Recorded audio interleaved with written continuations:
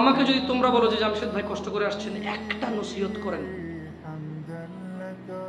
এটা মানবো। যদি এরকম জিজ্ঞেস করো, আমি কনফিডেন্স নিয়ে বলতেছি, কারণ আমাকে অনেক ছেলে পেলে পাইলে বলে যে একটা কিছু বলেন তো যেটা মানবো। আমি খুব টেনশনে পড়ে যাই যে ওরা যত শিক্ষিত মনে করতেছে, আমি তো শিক্ষিত না, একটা প্রেশার আমার জন্য যে কি কুমুর, আমি নিজে তো বহুত কিছু জানি না। তো তোমাদেরকে বলি, ওদেরকেও এটা আমি বলি,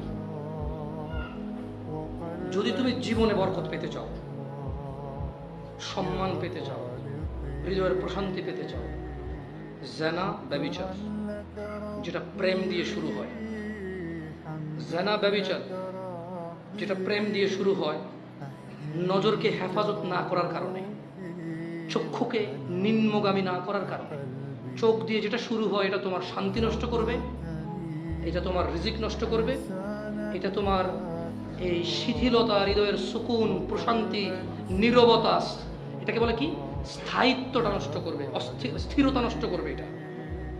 ছোট ভাই, তোমার প্রতি আমার নসিহত, তুমি কে নীল পড়ছে, লাল পড়ছে, কে ছোট পড়ছে, কে বড় পড়ছে, তুমি এগুলো মেজারমেন্ট করার দরকার নাই। তুমি নিচে নজর রাখো, হাঁটো, তোমার এটা জানারও দরকার নাই আজকে তোমার সামনে দিয়ে কয়টা মেয়ে কি পড়ে গেছে তুমি দেখোই নাই। তুমি নিচে হাঁটো, যথাসম্ভব তুমি যতটুকু নিচে দেখে হাঁটা সম্ভব তুমি তোমার চোখকে হেফাজত করো। লজ্জাস্থান হেফাজত হবে, লজ্জাস্থান হেফাজত হলে তোমার হৃদয়ের প্রশান্তি নষ্ট হবে না ইনশাআল্লাহ। রিজিকের দরজা খুলবেই খুলবে। আল্লাহ তোমার জন্য যে হালাল ব্যবস্থা রেখেছে, শোনো আমি তোমার বলি, একটা ছেলে 18 বছর বয়সে কিন্তু জানা করে নাকি করে না?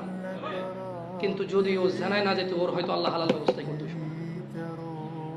কারণ ওর তো এটা রিজিক। এটা কি ওর? এটা ওর যৌবনটা কি রিজিক। ও যে 17 বছর, 18 বছর, 20 বছর বয়সে জানাবে বিচার লিপ্ত হয়ে যাচ্ছে।